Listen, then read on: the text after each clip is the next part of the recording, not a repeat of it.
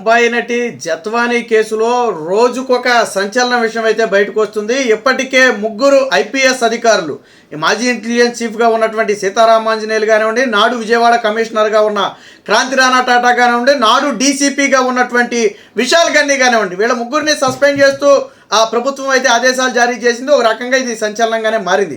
అయితే తాజాగా విశాల్ గన్ని ఒక 3 పేజీల లిఖితపూర్వక సమాధానాన్ని ఈరోజు విచారణ కమిటీకి అయితే ఇవ్వడం జరిగింది. అందులో కొన్ని సంచలన విషయాలు బయట పెట్టారు. వాస్తవానికి దీనికి పథక రచన ఎక్కడ జరిగింది అంటే సీఎంఓలో జరిగింది. అది ఎవరు చెప్పారు? స్వయంగా విశాల్ గన్నీనే చెప్పాడు. ఏమని చెప్పాడు? జనవరి 31న క్రాంతి రాణాను నన్ను సీఎంఓకి పిలిపించారు. ఎప్పుడు? ఈ జనవరి 31 అంటే ఫిబ్రవరి 2న కేసు పెట్టారు. అంటే కేసు పెట్టడానికి 2 రోజుల ముందు సీఎంఓలోకి క్రాంతి రాణాను అలాగే విశాల్ గన్ని వీరిద్దరిని కూడా సీఎంఓకి పిలిపించారు. అంటే ఒక మహిళను వేధించడానికి సీఎంఓను ఉపయోగించుకున్నారు. సో జత్వానీ అరెస్టుకు ఆదేశించింది పిఎస్ఆర్ఏ. అంటే ఇంటెలిజెన్స్ చీఫ్గా ఉన్నటువంటి పిఎస్ఆర్ఏ అంటే ఆంజనేయులే ఏం చేశాడు? దీన్ని మీరు ముంబై నటిని అరెస్ట్ చేయండి, తీసుకురండి అని చెప్పి ఆదేశించినటువంటి వ్యక్తి నాడు ఇంటెలిజెన్స్ చీఫ్గా ఉన్నటువంటి పిఎస్ఆర్ ఆంజనేయులు. పిఎస్ఆర్ ఆదేశాలు ఇచ్చిన 2 రోజుల తర్వాతే కదాంబరిపై కేసు. విశాల్ గన్ని 3 పేజీల లిఖితపూర్వక వాంగ్మూలం, నాటి ప్రభుత్వ పెద్దల కుట్ర బట్టబయలు. అంటే మనం మొదటి నుంచి సజ్జల రామకృష్ణారెడ్డి అంటున్న మాట వాస్తవమే. ఆయనతో పాటు జగన్మోహన్ రెడ్డి పాత్రపై కూడా పలు అనుమానాలు ఉన్నాయి. ఒక సీఎంఓలో ఒక మహిళను వేధించండి, అక్రమంగా కుటుంబాన్ని బంధించండి, తీసుకొచ్చి హింసించండి అని సీఎంఓలోనే దీనికి పథక రచన చేశారు. అంటే ఈ కుట్రను సీఎంఓలోనే పన్నారు. అంటే జగన్మోహన్ రెడ్డికి తెలియకుండా ఇంత జరిగే అవకాశం ఉందా? బయట ప్రజలు దీన్ని నమ్మే అవకాశం ఉందా? అంటే ఖచ్చితంగా జగన్మోహన్ రెడ్డికి తెలిసే ముంబై నటి కదాంబరి ఎవరైతే ఉందో జత్వానీ, ఆవిడను కావాలని అరెస్టు చేసి ఆ కుటుంబాన్ని వేధించారు. దీనికి పిఎస్ఆర్ ఆంజనేయులే పథక రచన చేశాడు. దీనికి ఎవరు? నాడు విజయవాడ కమిషనర్గా ఉన్నటువంటి క్రాంతి రాణా సహకరించాడు అని చెప్పి విశాల్ గన్ని, ఎవరైతే డీజీపీగా ఉన్నటువంటి విశాల్ గన్ని ఉన్నాడో ఆయన చెప్పిన దాన్ని బట్టి చాలా స్పష్టంగా అర్థమవుతుంది. ఖచ్చితంగా దీని మీద పూర్తి స్థాయి విచారణ జరగాల్సిన అవసరం ఉంది. విశాల్ గన్ని లెక్క ప్రకారం సీఎంఓ పాత్ర ఏంటో కూడా తేలాలి. సీఎంఓలో ఇంకా ఎవరు అధికారులు ఉన్నారు?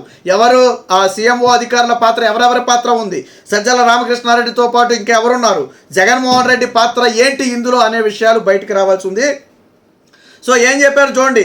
ముంబైకి చెందిన సినీ నటి కదాంబరి జత్వానీ అరెస్టు చేయాలని అప్పటి నిఘా విభాగాధిపతి పిఎస్ఆర్ ఆంజనేయులు మమ్మల్ని ఆదేశించారు. ఈ ఏడాది జనవరి 31న అప్పటి విజయవాడ కమిషనర్గా ఉన్నటువంటి క్రాంతి రాణా టాటాను అలాగే నన్ను ముఖ్యమంత్రి కార్యాలయానికి పిలిచి మౌలికంగా చెప్పారు. అనుసరించాల్సిన వ్యూహం అంతా అక్కడే వివరించారు.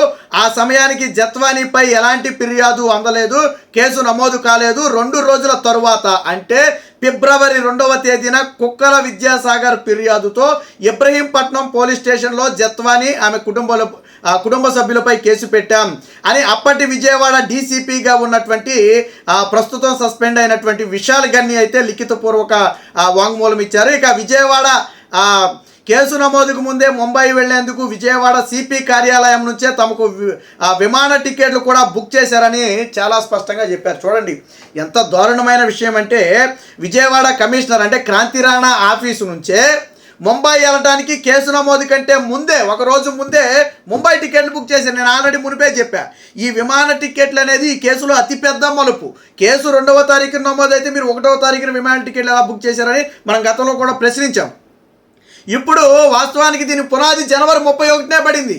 అంటే ఆ టయానికి కేసు లేదు అనే డీసీపీ, నాడు డీసీపీగా ఉన్నటువంటి విశాల్ గన్ని ఐపీఎస్ అధికారి లిఖితపూర్వక సమాధానంలో చెప్పాడు. అంటే పోలీసులు తప్పు చేశారని విశాల్ గన్ని ఇచ్చినటువంటి స్టేట్మెంట్ని బట్టి అర్థమవుతుంది.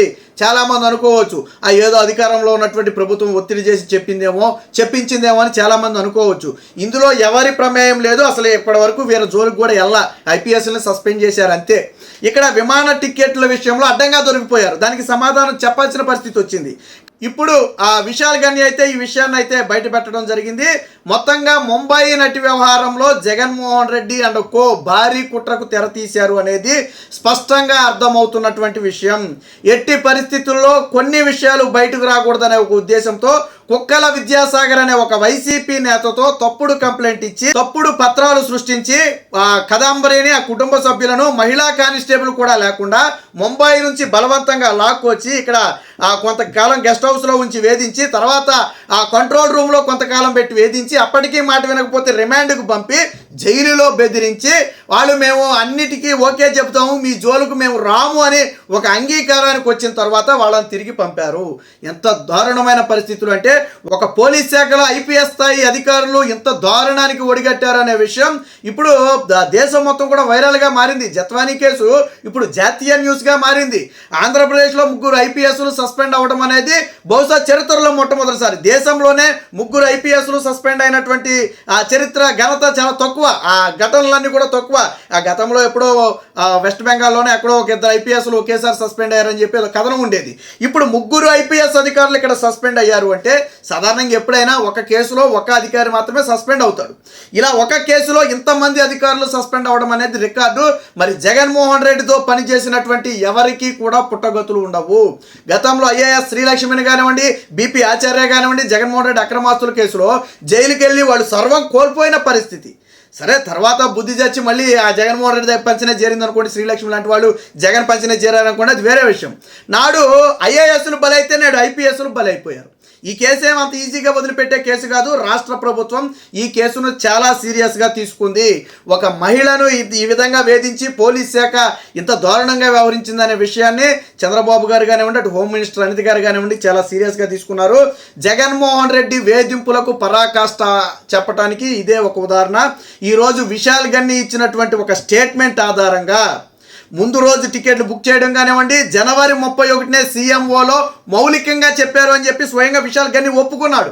కాంతి రాణాతో పాటు విశాల్ గన్ని వీరిద్దరూ ముఖ్యమంత్రి కార్యాలయానికి వెళ్తే మీరు జత్వానీ అనే ఒక ముంబై నటి ఉంది, ఆ నటిని బలవంతంగా అరెస్ట్ చేసి ఆ కుటుంబాన్ని కూడా అరెస్ట్ చేసి తీసుకురావాలి, వాళ్ళ చేత మనం కొన్ని సమాధానాలు చెప్పించాలని చెప్పి ముందే పథక రచన చేస్తే దీని మొత్తానికి కూడా ఆదేశాలు ఇవ్వడంతో పాటు వ్యూహ రచన చేసిన వ్యక్తి పిఎస్ఆర్ ఆంజనేయులు, నాడు ఇంటెలిజెన్స్ చీఫ్గా ఉన్నటువంటి పిఎస్ఆర్ ఆంజనేయులు. వీళ్ళు అనుకున్నారు ఎల్లవేళ మనమే అధికారంలో ఉంటాం, కేసు ఎప్పటికీ బయటకు రాదు, మనల్ని ఎవరైనా చేస్తారులే, పెద్ద పెద్దోళ్ళు ఇన్వాల్వ్ అయ్యారు కదని అనుకున్నారు.